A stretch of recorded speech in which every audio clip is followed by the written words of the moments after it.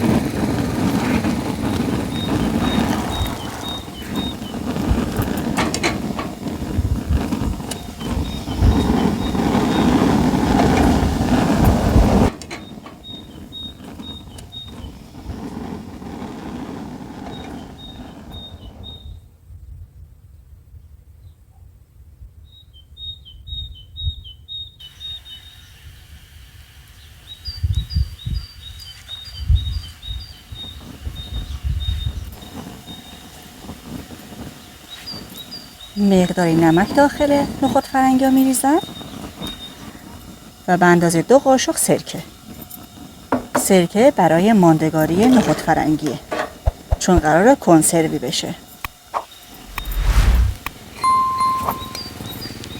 میذارم 1 ساعت تا 1 ساعت و نیم نخود فرنگی ها بپزه.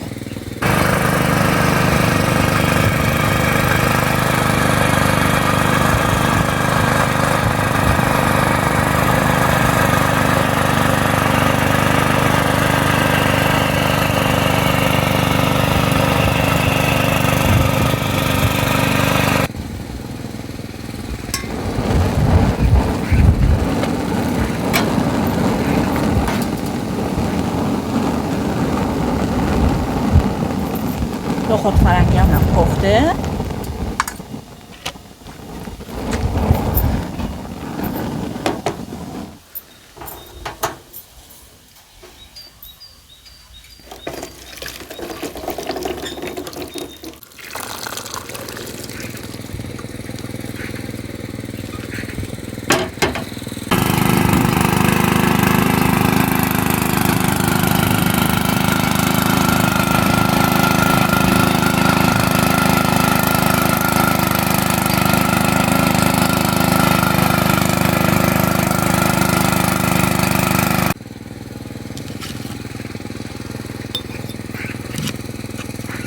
نخود فرنگی ها رو داخل شیشه تمیز میریزم.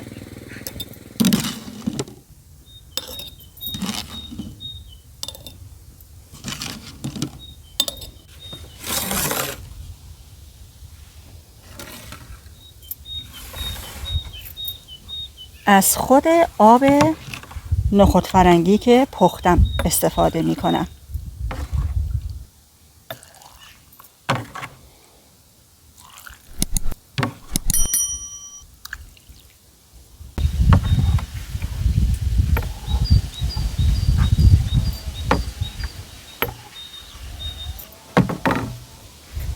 سعی کنید از در فلزی استفاده کنید. برش میگردونم تا هواگیری بشه بعد میذارم داخل قابلمه تا چند دقیقه بجوشه.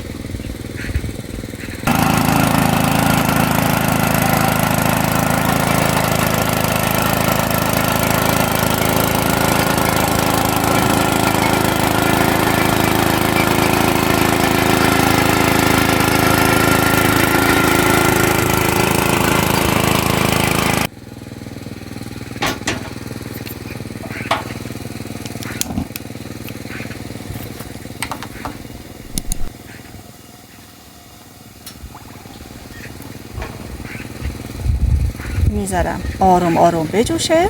حدود 10 دقیقه میذارم بمونه داخل آب جوش.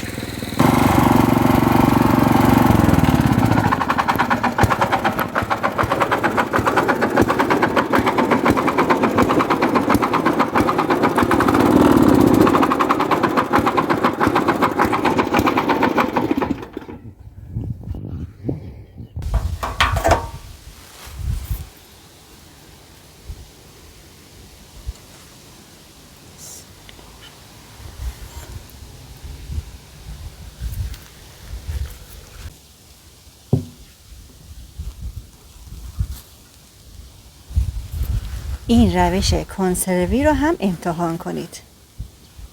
نوش جان.